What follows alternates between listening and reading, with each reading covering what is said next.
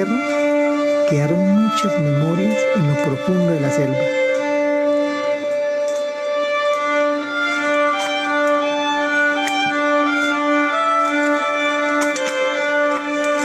Algunas que jamás se podrán rescatar,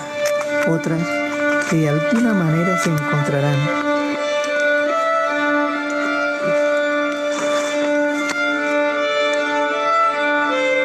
La montaña ha sido testigo silencioso. En ella están encaretadas las memorias del pasado.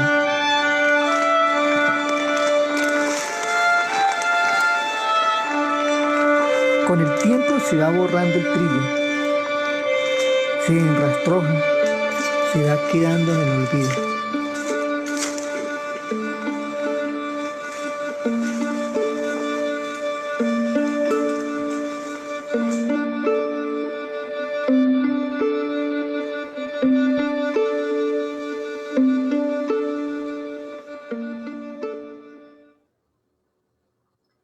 Buenas tardes. El subsistema de bibliotecas de la Facultad de Ciencias Sociales y Cine en el Campus del Departamento de Promoción Estudiantil de la Vicerrectoría de Vida Estudiantil agradece la presencia de cada uno de ustedes en este día de Cineforum. Hoy tenemos el último Cineforum del ciclo lectivo 2020. En esta ocasión tendremos el análisis y la reflexión en torno al largometraje La Niebla de la Paz, dirigida por el cineasta Joel Sternberg. Tenemos como invitados especiales esta tarde a Melanie Rodríguez Beita, Yareli Agüero Elizondo, Daniel Castro Gamboa, Yulisa Chávez Sánchez y María Paula Loría Cambronero. Todos ellos estudiantes del curso seminario Estudios Regionales Comparados Eurasia de la Escuela de Relaciones Internacionales. Nos acompaña la académica e investigadora del Estado de la Nación, Karen Chacón Araya. Sin más preámbulos, cedo la palabra a los expertos del día de hoy. Adelante. Bueno, primero que nada, brindarles un saludo y decirles que ojalá estén pasando muy buena tarde. Por parte de nuestro grupo, digamos, quisimos escoger esta película documental, principalmente porque es una situación que se ha venido dando ya por mucho tiempo dentro de lo que es el territorio colombiano y que también es muy reciente debido a lo que son, digamos, ya las últimas negociaciones de lo que es el acuerdo de paz, que es lo que se viene explicando, digamos, desde dos vertientes dentro del mismo, ya que, por ejemplo, digamos, desde una de las partes tenemos a uno de los miembros de lo que son las Fuerzas Armadas Revolucionarias, que cuenta lo que es la vivencia de ellos dentro de lo que son los campamentos, dentro de lo que es las montañas colombianas, y después lo que es otro igual que está dentro de lo que son los acuerdos,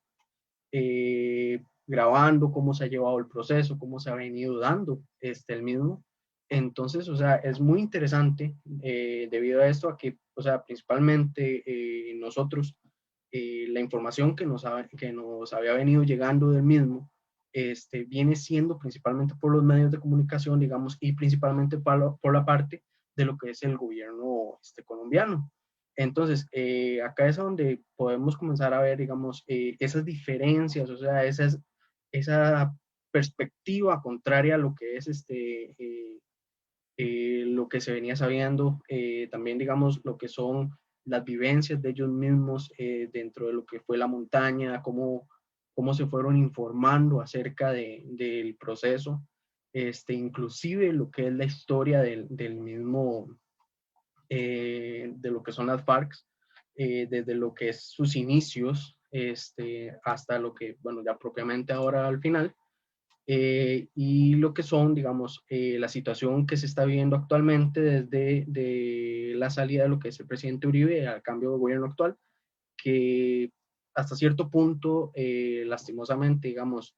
lo que son los acuerdos se han venido dejando de lado. También podemos ver cómo es que se llama ese rechazo de la misma población colombiana hacia lo que son, digamos, los los acuerdos, porque digamos, o sea, estamos viendo que lastimosamente a lo largo de todo este tiempo se han venido dando las afectaciones a la población, ya sea por secuestros, eh, muertes, etcétera, etcétera, que entonces acá es donde podemos ver tal vez ese resentimiento de la misma población hacia lo que son, digamos, lo que pudimos ver en lo que fue el referéndum que se dio entre la aceptación de los acuerdos o no, que era uno de los puntos clave que se había venido dando. También, digamos, o sea, podemos ver estos puntos que se tocaron dentro del acuerdo, que se fueron presentados por los mismos miembros de lo que son las FARC, de lo que son, digamos, los derechos humanos, equidad de género, una igualdad social un poco más fuerte, que entonces es a donde podemos decir hasta qué punto verdaderamente se tomaron en cuenta, digamos, o sea, hasta qué punto la población tiene ya ese sentimiento de verdad querer eliminar lo que son, digamos, el conflicto, disminuirlo hasta cierto punto, y el verdadero compromiso por parte de lo que es el gobierno colombiano, que hasta cierto punto, lastimosamente, como ya lo mencioné ahora hace poco, lo ha venido dejando de lado, inclusive, o sea, se han tenido declaraciones por parte del mismo gobierno de que se quiere eliminar completamente el acuerdo, y eso es donde los mismos miembros de las Fuerzas Armadas Revolucionarias se cuestionan verdaderamente si ellos deben de continuar en esta lucha, o si este nuevo ritmo de vida que muchos han tomado, digamos, de incorporación a lo que es la sociedad colombiana, lo están teniendo más fuertemente. Ahora, más adelante, mis compañeros van a ampliar un poco más lo que son las ideas al respecto, que se presentan dentro de lo que es el film. Y sinceramente, digamos, o sea, esto sería lo que es el aporte por mi parte. Bueno, muchas gracias al compañero Daniel por esta parte como introductoria, ¿verdad? De lo que estaba sucediendo. Y bueno, a partir de este momento yo y mis compañeras vamos a dar como algunas ideas principales o algunos elementos que logramos destacar de lo que es este filme. Me va a tomar de una de las palabras que mencionaba mi compañero Daniel sobre esta contraposición, ¿verdad? Entonces, quiero destacar dos elementos. El primero de ellos es el tema eh, de cómo maneja el ejército y las FARC las distintas estrategias. Y esto lo voy a relacionar con un punto muy importante de las narrativas. Las narrativas es todo esto que va detrás, ya sea de un discurso político, de una publicación en una red social o de lo que dice un titular o una información en una noticia, ¿verdad? Entonces, podemos ver a lo largo del film como, por ejemplo, un hecho muy concreto cuando están excavando uno de los elementos que ellos guardaron, ¿verdad? Que tenían 6 años de estar guardados, y la urgencia de saber qué sucede con ese producto, porque a pesar de lo que todo el mundo pensaba, que ellos mismos mencionan, que es lo que les dan a conocer, que lo que ellos guardan son armas, dinero, otras situaciones, este en específico llevaba 6 años guardado, y la importancia de este era que llevaba videos, escritos y la historia de las FARC. Y uno de los militantes menciona la importancia de dar el seguimiento y garantizar que esto llegue al punto de encuentro y que no se pierda en el camino. ¿Por qué? Porque esa es la historia de las FARC, y si se pierde, otros van a contar nuestra historia y de una manera distinta. Entonces, como ellos van señalando estos puntos tan importantes de cómo mantener esa historia, esa idea, y no permitir que otros creen su narrativa, que otros creen lo que se vive ahí, lo que se hace. Otra de las menciones con este mismo punto es lo que señalaban en los medios de comunicación, de la cantidad de muertes, de la cantidad de situaciones, y en realidad eran números que podían ser tanto por parte de hechos del ejército o hechos de las FARC. Entonces, vemos cómo es este tema de los medios de comunicación, de las narrativas, se va impregnando, y lo relaciono con el primer punto que les mencionaba de las estrategias, y con un caso en específico, el de la joven que da su testimonio cuando menciona que ella fue enviada por el ejército, ella fue enviada por el gobierno, Y entonces muchos hubieran pensado que esta forma de actuar es de la guerrilla, ¿verdad? El infiltrado, el vete prácticamente a prostituir, el saca información, el necesitamos que estés ahí adentro porque nosotros tenemos la información de tu familia. Y no, no era de las FARC, sino del ejército, del gobierno colombiano, que llegó un día a una escuela donde estaba una niña de 12 años y la sacó y le enseñó un libro y le informó, aquí tenemos toda la información de tu familia. Y si no trabajas para nosotros, si no trabajas con nuestras estrategias, los podemos asesinar. Entonces necesitamos que por favor, y ella menciona que durante 4 años la entrenaron, le enseñaron cómo prostituirse, cómo acercarse a los guerrilleros, cómo infiltrarse, cómo pasar información, ¿verdad? Entonces, nos pone esa contraposición, esa contraparte, esa realidad, tal vez muchas veces oculta por los medios de comunicación o oculta por los informantes, ¿verdad? De cómo funcionan y que al final no son tan distintos, que al final estas estrategias no podemos decir que unas son buenas y otras son malas, ¿verdad? Sino que inclusive si este testimonio de ello hubiera sido dado y no hubiéramos escuchado que hubiera sido enviada por el ejército, inmediatamente hubiéramos catalogado que fue la guerrilla la que la envió a hacer este blanco, este infiltrado, ¿verdad? Dentro del ejército y no al revés. Entonces, creo que la importancia de este film, además de que es muy reciente y narra todos los hechos hasta el 2019, los más cercanos, cuando inclusive hubo estas fracturas que mi compañero Daniel mencionaba en la sociedad colombiana y demás, hay más detalles adentro, hay más de lo que visiblemente podemos encontrar. Nosotros desde las relaciones internacionales tenemos diferentes puntos de vista, vemos este tema del conflicto no solo como un tema bélico, no solo como un tema de muerte, sino que hay todo un sistema alrededor y lo podemos ver a lo largo del filme con el tema de los abogados, con el tema de Naciones Unidas desarmando, con sus observadores. Es algo que implica toda una sociedad, todo un sistema global, un conflicto que inclusive los mismos líderes guerrilleros decían, le informamos al mundo, no solo a Colombia, sino al mundo. Entonces, creo que ese tema de las narrativas, de la importancia que le dan ellos a lo que se dice, a lo que sucede, a lo que informan, como les mencionaba, el hecho tan importante para ellos de esos videos, de esos libros, de esos cassettes que para ellos se representaba su historia, con lo cual lo podían presentar al mundo y no evitar que caiga en manos ajenas y que se tergiverse lo que para ellos sucedió y demás. Y situaciones como la de la joven que les mencionaba, que nos ponen esa contraposición de decir, realmente son tan distintos, realmente sus estrategias son tan distintas o podríamos decir que son similares. Entonces creo que voy a dejar estos 2 puntos por acá para que mis compañeras puedan analizar un poco más. Si bien es cierto,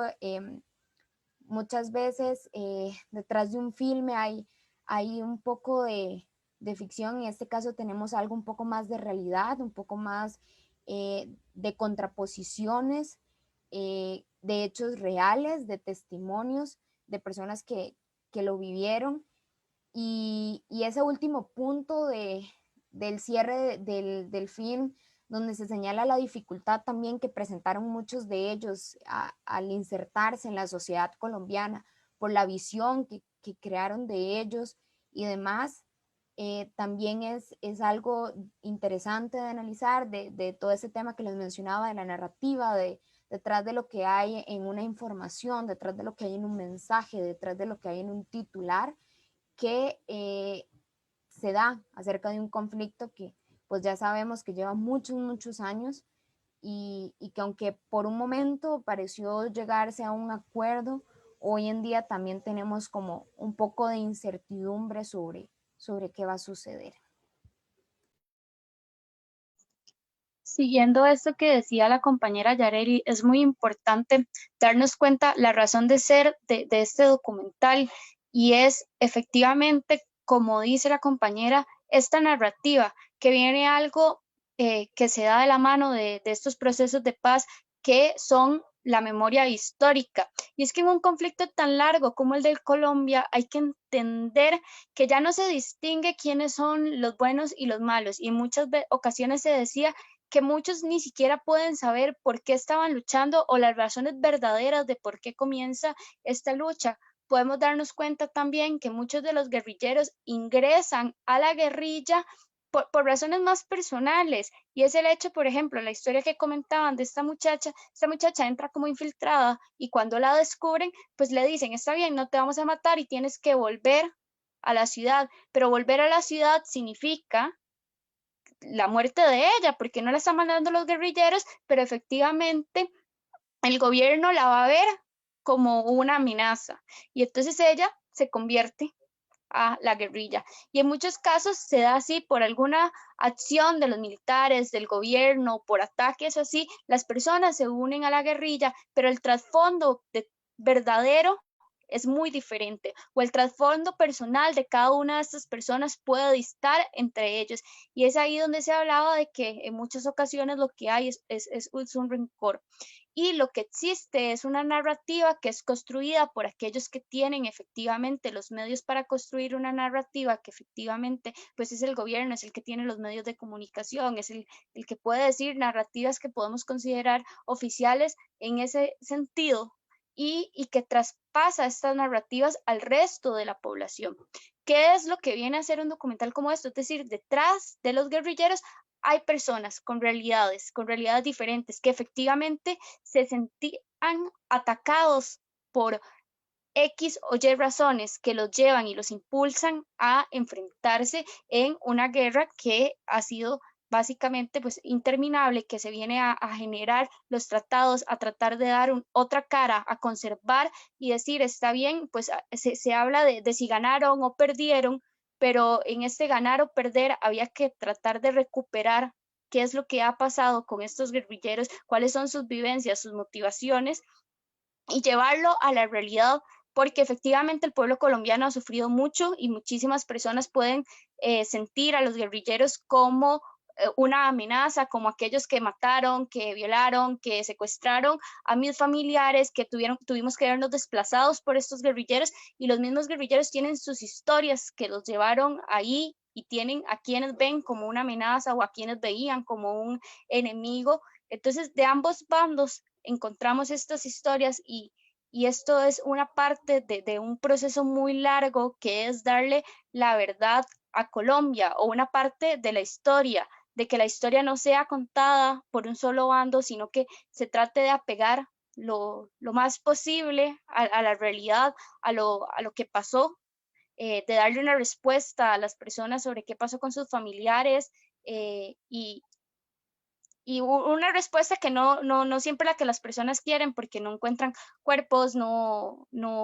se tiene una respuesta que sea lo más convincente posible, pero eso es una forma de que la historia sea escrita, recuperando todos estos pedazos del pasado que en tantos años, porque es un conflicto que si todavía fuera reciente es más sencillo, pero que dista de hace décadas. Entonces es importante, y para mí es una de las razones principales de por lo cual existe un documental como esto.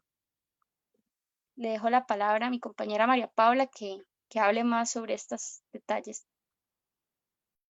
Bueno, gracias, Julie. Ahora vamos a hablar de un componente de la película que está unido más a la cantidad de tiempo que ha durado el conflicto, como estaba explicando Julissa, y es el hecho de que el conflicto ha durado tanto tiempo de la historia de Colombia que en el documental se evidencia un grado de normalización de la guerra, es decir, que era parte no solo de su historia colectiva o de su historia social, sino que es parte del presente y del pasado de muchísimos colombianos. Muchas de las personas que son entrevistadas en el documental describen cómo toda su generación ha vivido, ha nacido en el conflicto y no conocen otra realidad que no sea la del conflicto. Y esto durante la cinta va a demostrar cómo afecta temas actuales, como por ejemplo la negociación de los acuerdos o el referéndum sobre si se aprobaban o no los acuerdos. Incluso hay una frase muy importante en la cinta que se menciona y se dice que un país que no recuerda cómo inició esta guerra no puede entender la importancia de terminarla. Entonces aquí podemos ver que el hecho de que varias generaciones hayan vivido en esta guerra y estén parte del conflicto, incluso que hayan nacido, puede ser con familia, como es el caso también que estaban comentando mis compañeras, que ya estaban de un bando o en el otro bando. Eso impactó inmediatamente qué realidad iban a vivir ellos como colombianos. Y es tanto así que incluso el presidente, el expresidente, cuando comenzaron las negociaciones hace ya casi 5 o 6 años, también mencionó que era necesario que naciera una nueva generación en Colombia que conociera días de paz, porque la paz no era una realidad y se vivía en un estante constante de guerra que también trae otras consecuencias sociales como inseguridad, problemas, eh, tensiones, incluso entre los diferentes grupos en Colombia. Y también aquí se va a hablar de la diferencia que hay entre la ciudad en Colombia, que es el lugar desde donde se habla sobre la guerra, versus lo que pasaba en la selva, que es como ellos lo describen, que era el campo de guerra, y donde las personas que estaban aquí, ya fueran de las FARC o del gobierno de Colombia, tenían una visión muy distinta de lo que era la guerra. Al momento en el que originalmente se aprobó el referéndum y se aprobaron los acuerdos, incluso se puede ver en la cinta que se duraron casi un mes en que las personas salieran de la selva, digamos, a un lugar más abierto o más urbano, donde pudieran empezar el proceso para reincorporarse en la sociedad, que es otro de los efectos que podemos ver en esta normalidad de la guerra, es el hecho de que estas personas tuvieron que pasar un proceso para incorporarse en su propia sociedad. O sea, la fragmentación era tal que hay personas colombianas que no son parte de esa sociedad. Y hacia el final de la cinta vamos a ver que incluso 2 años después de haber comenzado este proceso, ellos todavía no son 100% parte de la totalidad y se sienten distanciados y su vida corre peligro, porque incluso se mencionan estadísticas sobre excombatientes que son víctimas lastimosamente que han muerto. Entonces podemos ver que esta situación de guerra, al ser tanto parte de la historia y del presente de Colombia, afecta la realidad que han vivido varias generaciones, incluso que podría afectar las generaciones actuales y que posiblemente conlleve otro proceso histórico para quitar estas consecuencias. Y ahora voy a darle la palabra a mi compañera Melanie. Entonces, Gracias. Bueno, ya de manera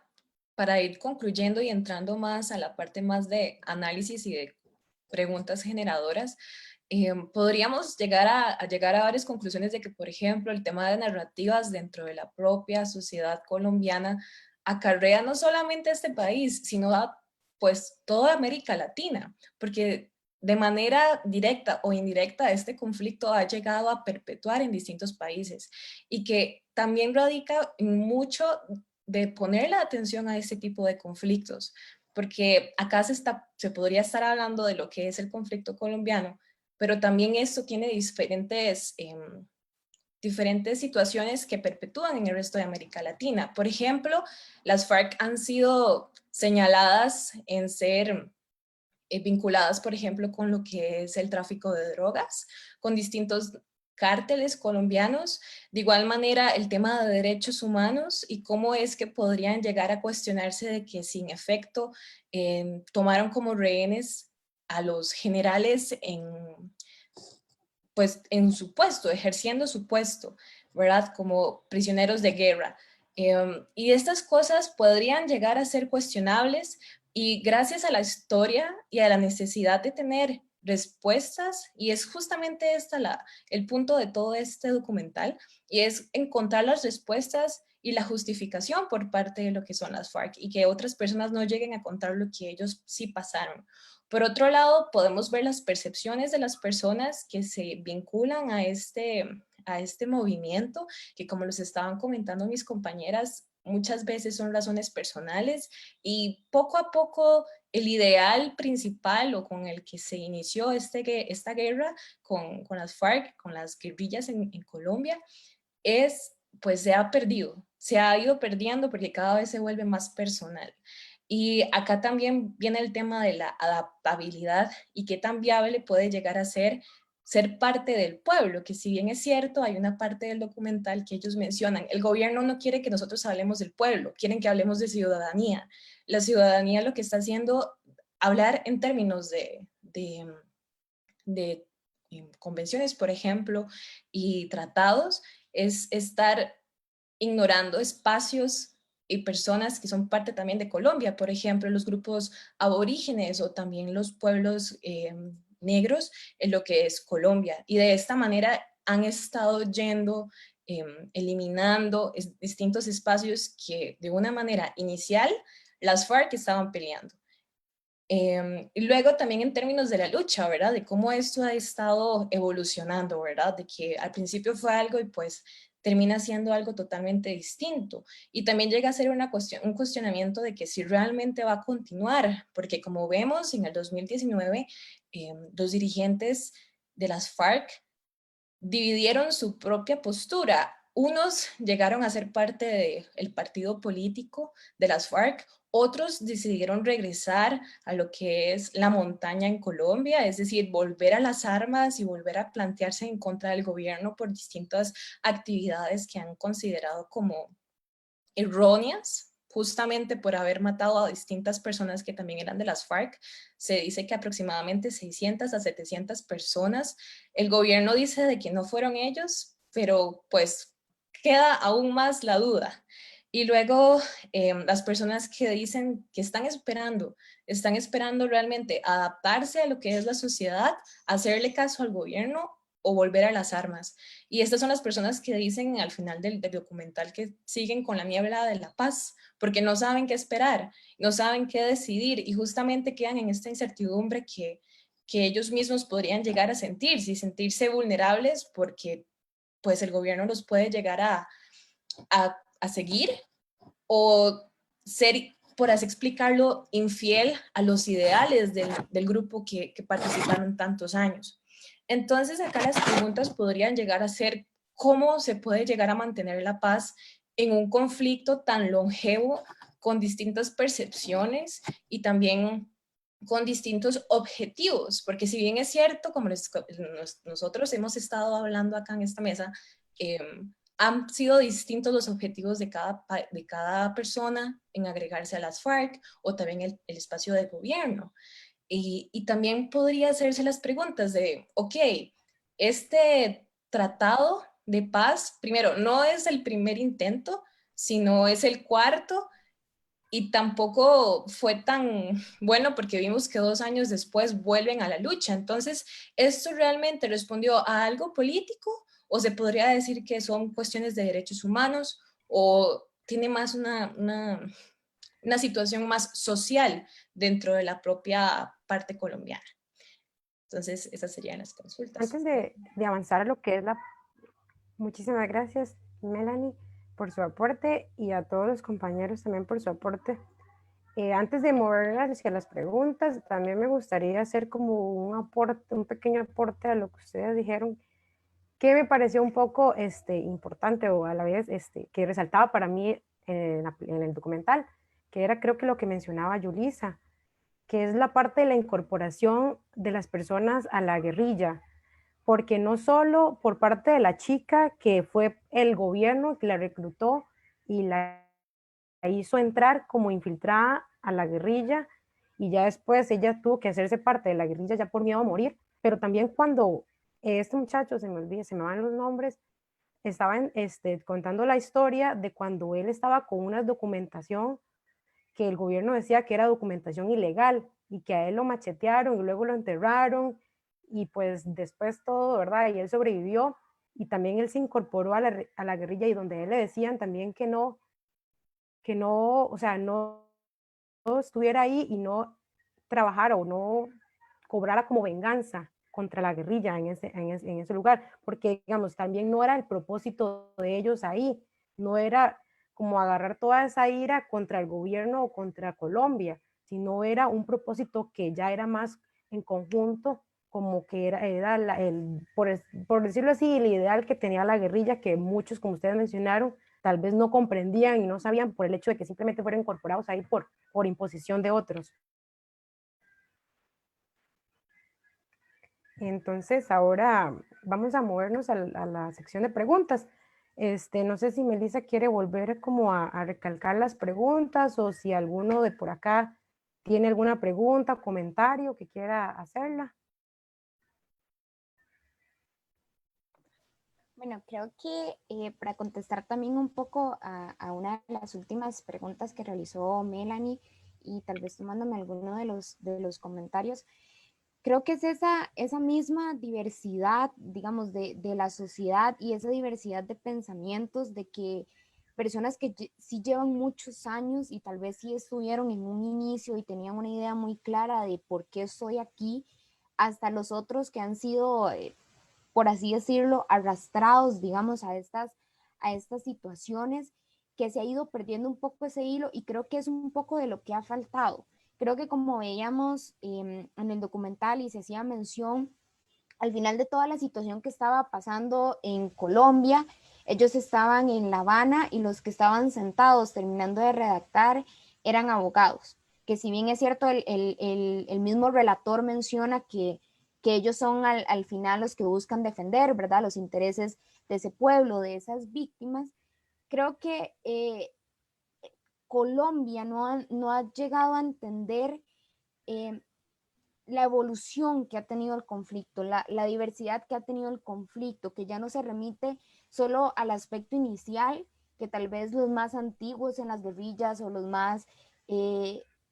ciudadanos más viejos de la Colombia tal vez puedan entender en su momento por qué se decidió iniciar, ¿verdad? Es este frente al gobierno y a la situación, pero ha evolucionado. Cada vez más el guerrillero tiene personas más jóvenes, personas como podíamos ver, que inclusive tienen muchos talentos. Al final, en la información veíamos personas tocando violines, ¿verdad?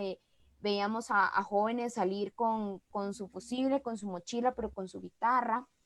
Entonces, este inicio ha ido evolucionando, ha ido cambiando. Las personas que se encuentran ahí también han ido evolucionando. Si bien tenemos, como decimos, de la vieja escuela, también hay mucho joven nuevo buscando en ese frente tal vez otras cosas, además de las que ya inicialmente se presentaron. Entonces, creo que falta como ese entendimiento, esa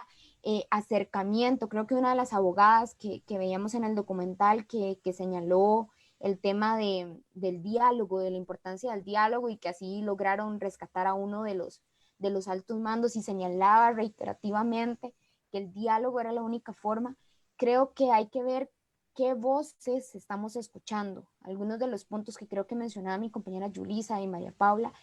¿quién tiene esa voz? ¿Qué se está transmitiendo? Este ha sido un proceso muy largo, muy complejo,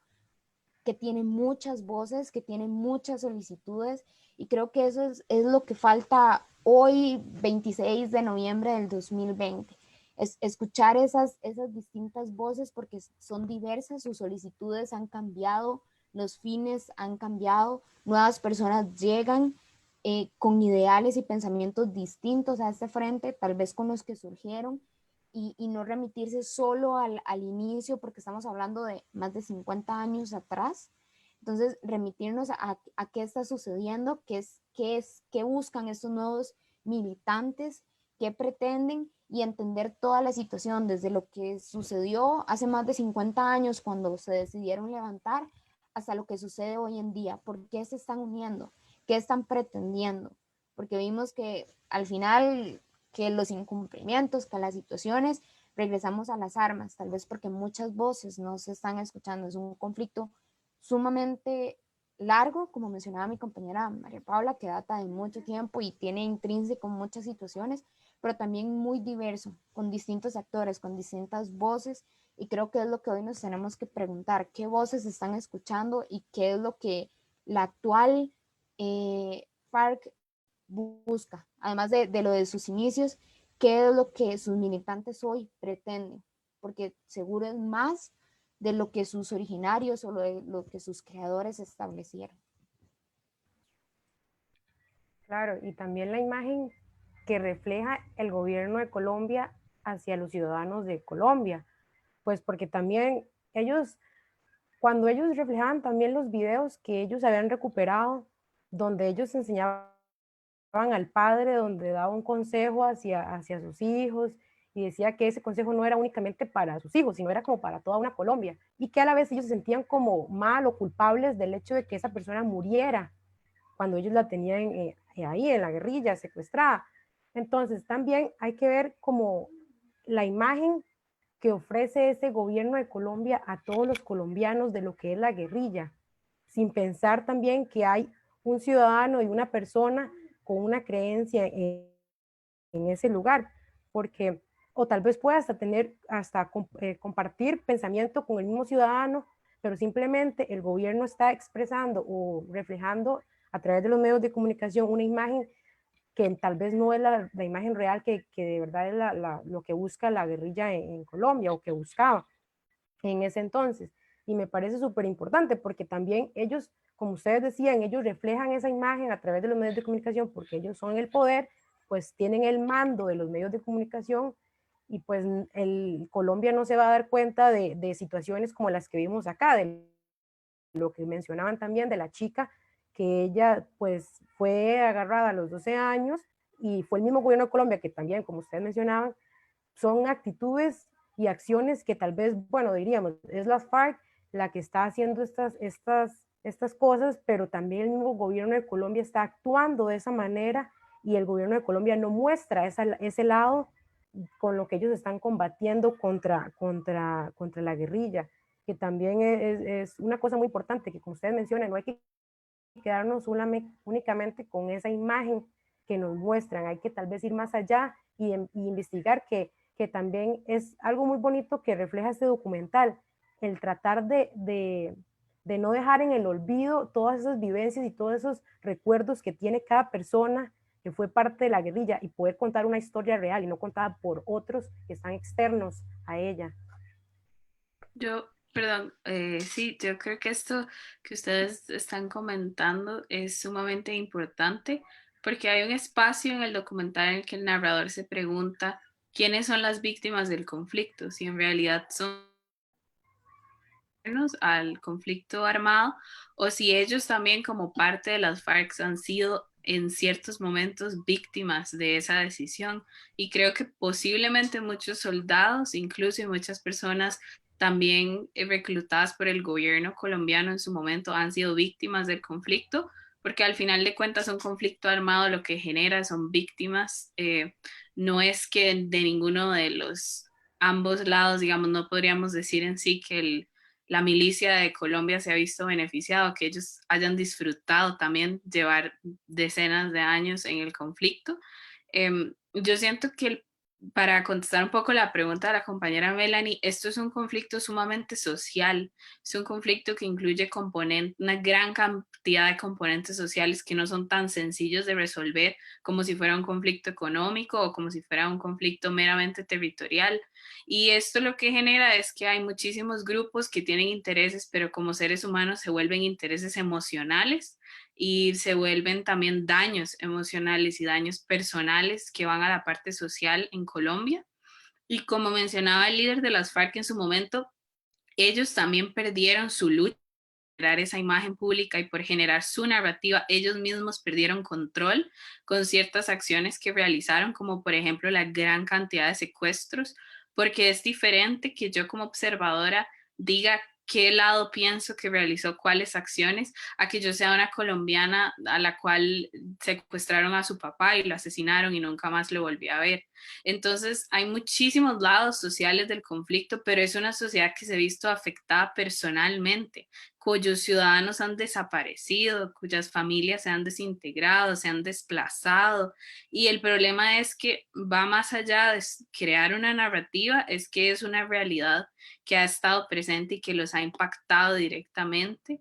casi en toda la totalidad del país. Y muchísimos colombianos tienen una opinión, sí, en parte por la información que reciben, pero tienen una opinión por las vivencias que no pueden, ya sean negativas o positivas, no pueden desapegarse. Y siento que en un como este, donde se llevaron los acuerdos entre partes formales y representantes, sí hay un componente social que es muy difícil de manejar. Así, los componentes sociales son más difíciles de encontrar una solución. Con eso que dice María Paula, yo creo que también es muy importante darse cuenta cuando hablamos del componente de memoria histórica, que es un derecho en realidad de las víctimas de conflictos como esto, y creo que tal vez es también de por qué ha fallado los acuerdos y por qué se han complicado tanto, es el hecho de aceptar las responsabilidades, porque si bien es cierto, el Estado per se ostenta de forma legítima el uso del poder y de la fuerza y sus actuaciones, el Estado las ve como actuaciones correctas o legítimas, el poder tomar estas acciones, mientras las partes no acepten sus responsabilidades, mientras las partes no acepten su culpabilidad dentro del conflicto y aquellas actuaciones en donde erraron, mientras el Estado no diga que no solo las FARC es responsable de secuestros, no solo la FARC es responsable de muchísimas muertes, de muchísimos desplazamientos, de muchísimas violaciones en distintos tipos, mientras el Estado colombiano no diga nos equivocamos y utilizamos la fuerza que legítimamente tenemos, la utilizamos de forma incorrecta, queriendo combatir a quienes creíamos que generaban un daño para el pueblo y generamos daños no solo para las FARC, porque el Estado generó daños tanto para los guerrilleros y atacó a los guerrilleros, como a poblaciones que eran totalmente inocentes en el conflicto, poblaciones que tal vez eran cercanas a estas montañas en donde se estaba desarrollando el conflicto y muchísimas víctimas, pues les tocó tomar partida porque se encontraban en medio de un conflicto que simplemente los estaba ahogando y por su propia seguridad pues tienen que o refugiarse en las manos del Estado o refugiarse en las manos de los guerrilleros. Entonces, ambos grupos, y bueno, no son los únicos grupos, hay muchísimos grupos que son parte de este conflicto, grupos directos e indirectos, tienen que aceptar esto y es ahí donde se habla la memoria histórica, porque si bien es cierto, muchísimos colombianos han olvidado las razones de este conflicto y es tal vez las razones por las que no les interesa llegar a una paz, porque ese ha sido su diario vivir, es lo que conocen, están acostumbrados a esto y lo único que quieren a veces son estas respuestas personales de qué pasó en determinado momento de la historia que me afectó directamente. Entonces cuesta mucho ver un acuerdo, por ejemplo, para alguien a quien la FARC le mató a un familiar, le secuestró a un familiar, lo extorsionó o determinada situación, ver un acuerdo como ese en donde sentían que se le estaba perdonando todo a las FARC. Y la gente de las FARC le es muy difícil ver un acuerdo como este, en donde sienten que el Estado no toma responsabilidades, sino que simplemente les concede un perdón, o sea, los deja como la parte mala de la historia. Y cuando se intentan insertar a la sociedad, no se sienten parte de la sociedad, sienten total miedo de que algo les pase. Entonces, estamos teniendo poblaciones en Colombia que se encuentran muy fragmentadas y muy divididas a lo interno de lo que es una persona. Es que ese sinceramente, o sea, ha sido el problema que ha tenido este conflicto. O sea, casi siempre lo hemos visto desde simplemente dos puntos de vista. O sea, cuando esto prácticamente es un conflicto de tres vertientes. O sea, las Fuerzas Armadas, el gobierno colombiano y lo que es las mismas comunidades que se han visto afectadas. O sea, siempre lo hemos visto como ese conflicto del gobierno colombiano contra la FARC, pero, o sea, como mencionaba ahorita Yulisa, o sea, ¿qué ha pasado verdaderamente con lo que son las comunidades que se han visto afectadas? Las comunidades que son aledañas a lo que son las zonas montañosas a donde se han presentado los combates. O sea, la responsabilidad que deben de tener ambas partes, que son los principales actores dentro del mismo. O sea, acá es donde tenemos que ver, o sea, cómo ambos, o sea, tanto el gobierno como lo que es la FARC han afectado lo que es la ciudadanía para que al punto en el que ambos logran llegar a este acuerdo, o sea, la misma ciudadanía rechace mediante un referéndum esto. O sea, cuánto verdaderamente la ciudadanía de Colombia no se siente seguro, digamos, de que se vayan a cumplir los puntos o de que, como ya mencionaba Yareli, como mencionaba María Paula, o sea, cómo van a verse resarcidos los efectos que han tenido dentro de sus vidas. O sea, porque lastimosamente, o sea, ahorita, como lo mencionan uno de los combatientes, él entró dentro de un programa para, no me acuerdo qué es exactamente de enseñar, o sea, él mismo siente que no se siente parte de la misma sociedad y es precisamente por esto, o sea, por el rechazo que están viendo por parte de las personas que se han visto afectadas, o sea, de ese imaginario que lastimosamente, como por la información que ha venido llegando a la gente, se ha creado en sus mentes de lo que es un miembro de la FARC. Cuando, o sea, si en este momento ellos están buscando mediante una forma un poco más diplomática, por así decirlo, encontrar este fin del conflicto, ya debería verse como un logro para ambas partes. Pero como mencionaba Yulisa, también tienen que tomar en cuenta lo que han hecho y lastimosamente enfrentar estas acciones. Sí, creo que para añadir ahí un poco con el compañero Daniel y para ir terminando y agregar otro componente de la CRI, nosotros desde la teoría del constructivismo vemos que todo es una construcción social, ¿verdad? Que hay distintos factores de valores, de situaciones, ¿verdad? Que van construyendo una sociedad, un espacio y son los elementos que han ido mencionando todos mis compañeros, desde las preguntas que redactó mi compañera Melanie y mencionó hasta lo que dijo mi compañero Daniel, Yulisa y María Paula.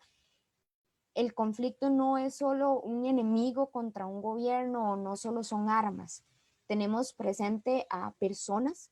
que no se están sintiendo personas en su propio país, fracturas sociales muy grandes, donde tenemos a una Colombia dividida entre lo que ha vivido por las FARC y lo que ha vivido por el gobierno, donde se ha encontrado en una disyuntiva, como decía tal vez mi compañera Yulisa, de que cómo busco esa solución, cómo busco esa salida si he vivido esto toda mi vida, ¿verdad? Gobierno o las FARC. Entonces creo que esa parte de los componentes sociales dentro de los conflictos y es lo que hemos visto a lo largo de los años que va algo más allá de un tema económico, algo más allá de un arma, algo más allá de ese elemento, es la importancia que tiene hoy en día y en este conflicto y en los que han surgido en las últimas décadas del factor social, de la importancia de la sociedad, de la importancia del ser humano, de la situación, de los tal vez elementos que mencionaba mi compañera María Paula, de ese sentimiento, de esos sentimientos y de esa aceptación que muchas de las personas hoy no están viviendo, ¿verdad? Entonces ver ese elemento de esta construcción social, de que está compuesta de distintos factores, valores, pensamientos, ideales, creencias y demás que giran en torno a una sociedad y que van generando patrones, que van generando situaciones y que vemos muy presente en la Colombia, inclusive de hoy en día, con bastantes fracturas sociales y que queda mucho por reconocer, mucho por sanar. Y aunque se llegó a un acuerdo de paz que se rompió y que hoy no sabemos, nos sigue dando como esa incertidumbre y como ellos mismos mencionaban, ¿verdad? Esta niebla de paz que al final es el nombre del documental. Muchas gracias, Yareli. Bueno, para ir concluyendo, no sé si alguno por acá tiene alguna consulta, una pregunta o algún aporte, o si Adri me puede decir si hay alguna pregunta por Facebook, por alguna red social. No sé si Jimmy quiere hacer como un pequeño aporte, ¿no? Tal vez mientras nos dicen si hay algunas preguntas, a mí me gustaría aprovechar, ¿verdad? Que además quienes nos acompañan son especialistas en la materia de relaciones internacionales, ¿verdad? Y plantearles una pregunta un poquito más amplia y es justamente sobre el rol de la comunidad internacional, ¿verdad? Porque de repente nos genera esta inquietud el pensar que un conflicto que se ha extendido tantísimo en el tiempo y que ha generado tantas víctimas y consecuencias como las que ustedes ya han señalado, haya pasado de algún modo desapercibido por la comunidad internacional, ¿verdad? Entonces, tal vez la pregunta es justamente esa, ¿verdad? ¿Qué opinan ustedes sobre la posición o sobre el rol que ha jugado la comunidad internacional en general y en específico la Organización de Naciones Unidas con relación al proceso de paz, pero no pensado en esta cuarta y último intento, ¿verdad?, de buscar una solución, sino en general a todo el proceso y el rol que debería tener de cara a toda justamente esta reinserción, ¿verdad? Porque además pensar la paz no es solo que firmamos un documento entre las partes y que se abandonan las armas, sino que significa, ¿verdad?, lograr desaparecer esa fisura, ¿verdad? O esa polarización que ha existido durante décadas en una sociedad como la colombiana. Entonces, un poco es, ¿verdad? ¿Cómo valoran la posición de la comunidad internacional y qué podríamos esperar de cara a lo que sigue? Bueno, tal vez como para empezar con la pregunta de la profe, me avisan si no me escuchan porque mi internet está. Pero en realidad el rol de la comunidad internacional ha sido como, no ha sido intenso en algunos momentos y en otros momentos podríamos decir que ha sido distante, porque en principio del conflicto y en mucha de la naturaleza del conflicto era un conflicto nacional entre dos grupos adentro de Colombia y cuando se da un involucramiento de actores externos es en ciertos casos, como mencionaban las compañeras, donde se involucra a las FARC más con delitos transnacionales y en términos específicos de narcotráfico que empezaban a afectar a países de la región y del continente, incluso países afuera del continente. Entonces se da una preocupación porque este conflicto que era nacional ya está empezando a tener repercusiones que son regionales y repercusiones que son internacionales. Entonces hay un interés por que se solucione, pero el interés siempre ha sido en términos más de seguridad y de economía, porque esos son los aspectos en los cuales a nivel internacional está afectando, en términos de seguridad y en términos de negocios ilícitos. Y en cuanto a Naciones Unidas, siempre ha sido un rol, siento yo, digamos, yo diría que de intermediario y de ofrecer una plataforma donde se pueda ver algún tipo de negociación y donde se pueda aconsejar al Estado colombiano sobre cómo actuar, incluso donde se pueda dar un espacio para llegar a algún tipo de acuerdo, como las 4 veces que se menciona en el documental que se ha intentado, pero más allá de ese rol de acompañamiento no ha habido ningún otro rol. Solo que en este sentido yo sí diría que la organización tiene sus limitaciones porque hay un espacio de soberanía nacional que no puede, el Estado colombiano no lo va a ceder, no hay espacio para que se involucre más. Entonces siento que la comunidad internacional y las Naciones Unidas pues sí tienen como esa frontera entre qué es de verdad una preocupación internacional y qué espacio de acción tengo yo y en realidad qué parte del conflicto es nacional y se debe dejar a discreción del gobierno cómo se maneje. Entonces tal vez lo dejaría ahí por si los compañeros quieren agregar. Sí, creo que en esa misma línea que mencionaba mi compañera María Paula, con base a la primera pregunta planteada por la profesora, creo que la comunidad y principalmente pues América como tal y fuera de, se enfocó en un momento, ok, es un conflicto intraestatal entre dos grupos del Estado y está en un espacio territorial determinado. Cuando eso empiece a afectarme a mí, y me voy a referir a un caso específico como ejemplo, a mí como Estados Unidos en X situación, entonces voy a intervenir, pero en el punto que a mí me afecta. Entonces me voy acercando a Colombia, por ejemplo, porque de las FARC y del crimen organizado, específicamente el narcotráfico, empieza a surgir toda una cadena que llega hasta mi país. Entonces, hasta ese momento, cuando esa situación me empieza a afectar a mí, yo me introduzco a buscar una solución a esa parte del conflicto. ¿qué me está afectando a mí? Entonces ingreso a Suelo Colombiano con un plan Colombia para solucionar el tema del narcotráfico, con una serie de actividades, con una serie, pero hasta ahí. Porque el narcotráfico de esta situación es lo que me está afectando a mí. Entonces es lo que está llegando hasta mi territorio. Entonces creo que ese aspecto de esa visión intraestatal que mencionaba mi compañera María Paula es lo que ha hecho que la comunidad internacional, hasta el punto de que hasta que no llegue a mí algún elemento, alguna chispa que pueda hacer algo más grande, no me voy a intrometer hasta que sea en algo específico, como les mencionaba en el caso de Estados Unidos con el tema de narcotráfico que está surgiendo y llega a mi territorio. Y con el tema de las Naciones Unidas, creo que es un poco distante en algunos puntos, remitiéndose, por ejemplo, veíamos en el film al tema del desarme, pero no veíamos un acercamiento más humano, más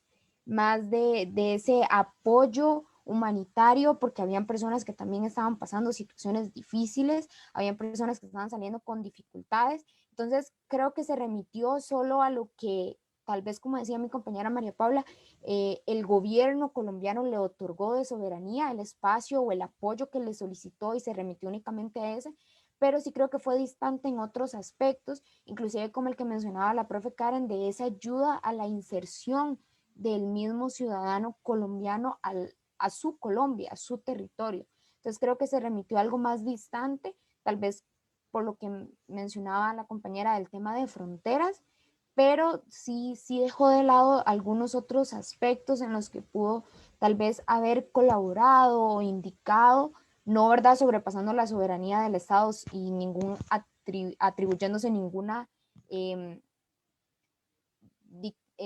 acción o demás, pero sí el aspecto siento que más humano, más de ciudadano, más sí se dejó un poco de lado y se remitió solo al espacio tal vez que le dejaron abierto. Bueno, yo sinceramente creo, de mano a lo que mis compañeras han estado mencionando, es que sí hubo una presión regional, especialmente hablando de la región andina, sobre la solución de este conflicto. Sí hubo una presión simplemente concentrada, porque justamente pasa eso, de que eran parte de estas milicias yendo a mi territorio, que en este caso son zonas montañosas, que no todo está cubierto por estos estados, y también hay que recordar que quizás para estos países miembros de la región andina mantener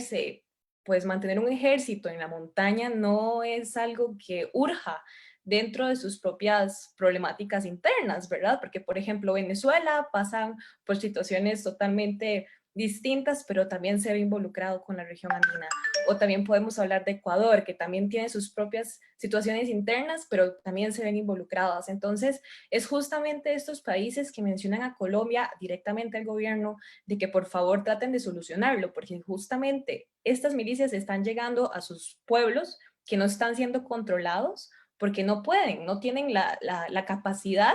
militar para poder llegar a afrontarlo. Y justamente sucede porque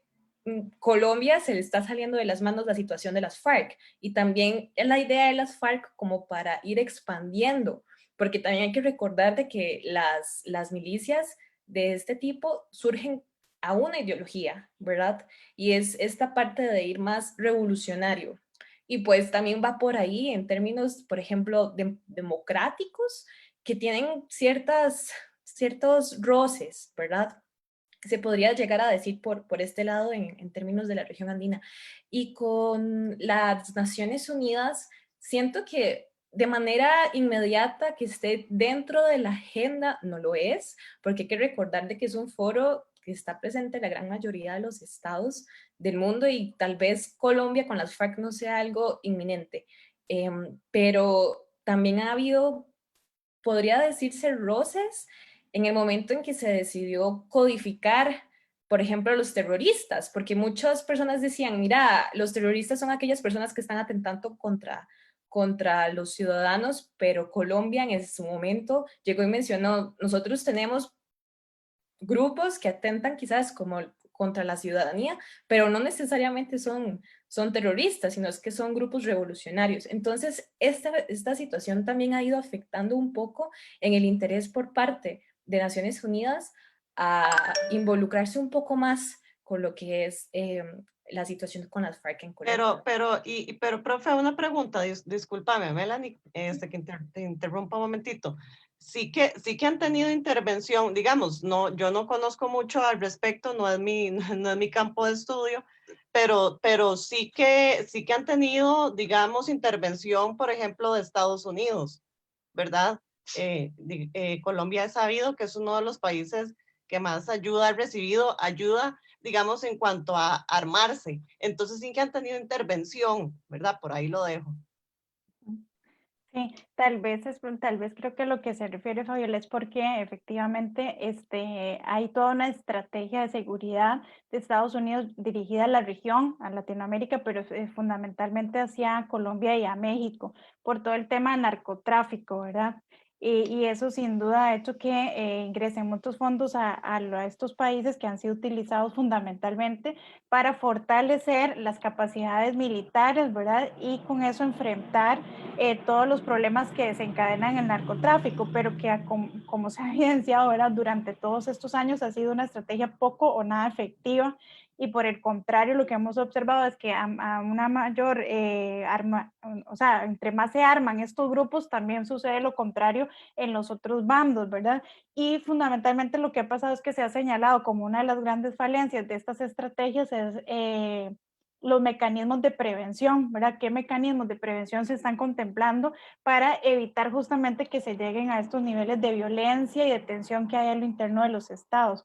Pero eso nos lleva a tocar otro tema que analizamos mucho siempre en relaciones internacionales, y es quiénes son los actores y cuáles son los intereses, ¿verdad? Cuando usted logra identificar bien quiénes son los actores que están involucrados y entiende cuáles son sus intereses, también entiende por qué funcionan y se mantienen en el tiempo este tipo de estrategias y lógicas, pese a ser tan pocos efectivas, ¿verdad? Y es que también hay quienes ganan con que conflictos como el de Colombia y otros lugares en el mundo entero se mantengan en el tiempo, porque son un negocio, ¿verdad? De la venta de armas que hay detrás, para mencionar solo un ejemplo, es un negocio el que se enriquecen muchas empresas y muchas personas, generalmente los países desarrollados, en este caso específico de los Estados Unidos. Es que yo lo que también, de nuevo, sin conocer mucho sobre el tema y como para ir concluyendo y también agradeciéndoles a ustedes la participación, y a la profe también esta pregunta tan interesante que dio pie. Nada, es que bueno, se me metió aquí la gatilla y ya me confundí. Pero bueno, nada, como un poco porque estábamos viendo, profe, también que está Estados Unidos que arma un país, ¿verdad? Para las partes que sean, y que, porque ahorita lo que mencionaban, ya me desvié otro poquito, pero digamos, ahorita mencionaban que es un conflicto social. Es un conflicto que claramente afecta a la sociedad, digamos, y todo lo que hemos estado hablando ahorita, anteriormente, de cómo hacen que los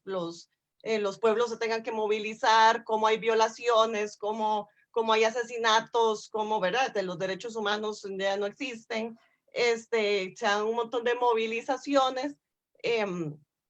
pero bueno, todo esto es porque claramente afecta a la sociedad, pero ciertamente que tiene que haber, es decir, tiene que haber, y eso no es ningún misterio, tiene que haber alguna cúpula que maneje poder y que maneje intereses económicos, que le sirva que todo eso esté sucediendo y que le importa muy poco que haya gente que se esté muriendo, que haya gente que están violando, que haya gente que no tiene que comer, que haya gente que no conoce qué es la paz, ¿verdad? Y yo creo que claramente, no soy muy experta en el tema, pero sí se sabe que hay grupos, poderes económicos, inclusive en otros países, que les sirve, que les funciona, que un país como Colombia esté tan desestabilizado como está en este momento y como lleva años de estar, ¿verdad? Sí, tal vez ahí podemos hacer referencia, ¿verdad?, a otro término que empleamos mucho en relaciones internacionales, y es justamente los daños colaterales, ¿verdad? Y efectivamente todas estas consecuencias que ya se mencionaban y que usted ahorita hace referencia, ¿verdad?, sobre la cantidad de muertes, las violaciones, las mismas afectaciones al ambiente, a patrimonio natural, muchas otras, ¿verdad? Son como un conjunto que podemos catalogar bajo ese concepto que son daños colaterales, es decir, hay objetivos que responden a políticas, a posicionamientos e intereses que están claramente definidos por parte de grupos, algunos oficiales, ¿verdad? Otros que no están del todo oficiales o que no aparecen en el discurso explícito, ¿verdad? Pero que forman parte de la narrativa y que sin duda explican en gran parte estas dinámicas que resultan intrascendentales. O sea, cuando hablamos de daños colaterales es básicamente como decir, bueno, es parte del costo que tenemos que asumir para que se pueda cumplir ese fin último que es X o Y. Y eso es lo que suele suceder en una guerra, ¿verdad? Lo que hemos visto, por ejemplo, en Irak, lo que vimos en Afganistán, lo que estamos viendo hoy en Oriente Medio también, Siria, por ejemplo, y es muy similar también a lo que se observa en el caso específico de Colombia, pero sí, digamos, en resumen, efectivamente hay un grupo de interés, ¿verdad? O sea, hay grupos de intereses, para ponerlo más bien en plural, que son tanto domésticos, es decir, del ámbito interno colombiano, pero también hay grupos de interés externos que pertenecen a otras latitudes, ¿verdad? No solamente en el continente americano, que nos explican en gran parte por qué la inestabilidad se mantiene en el largo plazo y porque es deseable para algunos grupos que se mantenga de esa forma y entonces no se facilitan las condiciones o muchas veces se bloquean las condiciones para que efectivamente no se alcancen procesos de paz como el que se estaba realizando en Colombia. Y creo que además eso se explica o digamos o queda muy evidente en el documental cuando se hace referencia a todo el proceso del plebiscito, ¿verdad? Y cómo la misma población colombiana, mayoritariamente entre los que salieron a votar, porque no fueron todos, pero sí entre los que salieron a votar, se oponen finalmente al acuerdo de paz. Y eso además también hace referencia a un gobierno que tiene o una institucionalidad pública, en este caso, que tiene muy poca legitimidad ante la opinión pública colombiana. Claro. Profe, aquí tenemos una pregunta, ¿verdad? Dice, esta nos las hace un profesor, el profe Roy Mora nos la dejó por las redes. Entonces, ya sea para usted o para alguno de sus estudiantes, chicos, entonces, chicos y chicas. Lo que dice es, ¿cuál creen que será el enfoque de la seguridad de Estados Unidos hacia nuestra región, hacia América Latina, con el cambio de liderazgo? Cuando haya este cambio de liderazgo ahorita en Estados Unidos, cuando se vaya Trump. Sí, gracias. Tal vez si les parece, yo puedo hacer una referencia y las compañeras complementar. En mi opinión, ¿verdad? Yo no vislumbro que en el corto plazo al menos vayamos a experimentar un cambio importante en cuanto a la estrategia de seguridad de los Estados Unidos hacia la región latinoamericana con el cambio de gobierno. Y eso principalmente, digamos, por varias razones. La primera es porque ya hay una estrategia, o digamos, de seguridad en la que están claramente delimitados cuáles son los intereses y cuáles son los mecanismos con los que desde los Estados Unidos se trabaja hacia esta región. Y la segunda, que me parece más relevante, tiene que ver con el hecho de que en este momento hay otras zonas en el mundo donde los conflictos, ¿verdad? Y todo el tema de la seguridad está experimentando o se está experimentando, digamos, en dimensiones mucho mayores que hacen que sea una preocupación más relevante para los Estados Unidos. Es decir, no somos una prioridad, digamos, en la agenda estadounidense en este momento por muchas razones, pero principalmente por esta, no somos una prioridad y eso significa que Biden probablemente al inicio de su administración y quizá durante todo el periodo va a tener los ojos puestos en otras zonas del mundo donde sí hay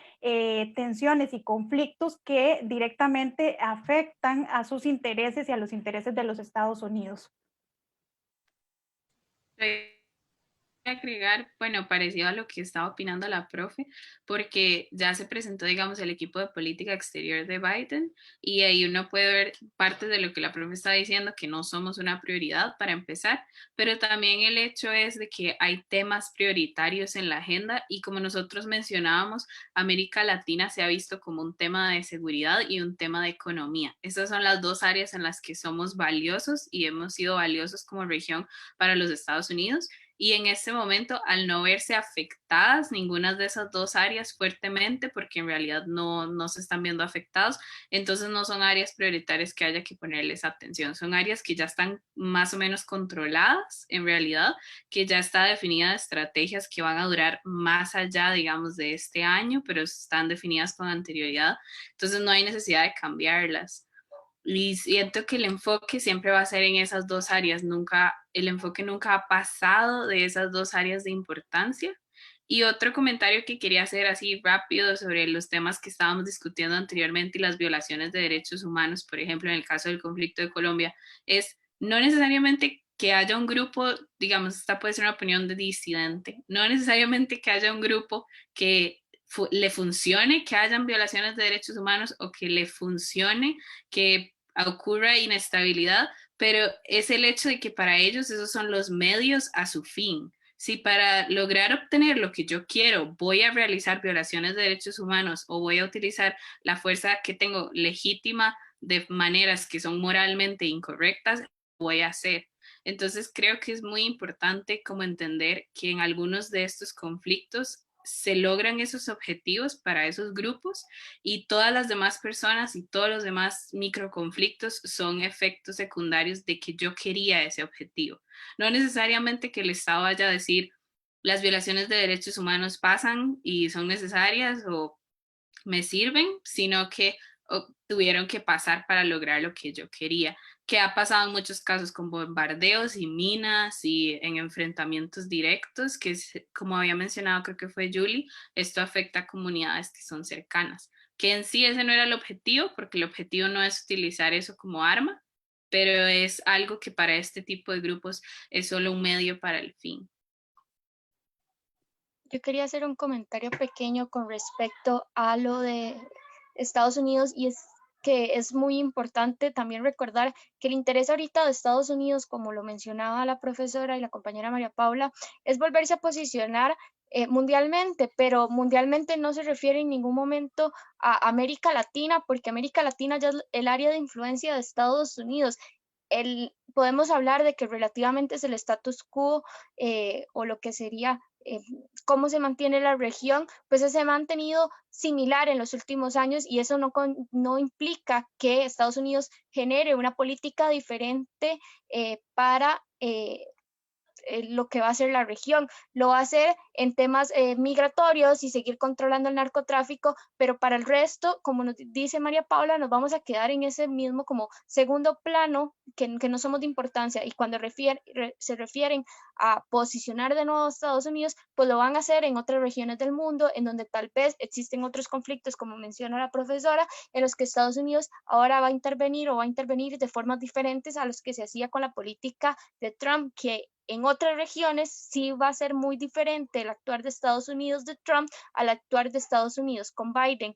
pero no en América Latina, que quizás se tenga menos conflictos en el tema migratorio o que sea, por ejemplo, menos llamativas las noticias que aparecían con Trump por la posición que Trump tenía, pero que Biden tal vez lo maneje a una escala que genere menos polémica.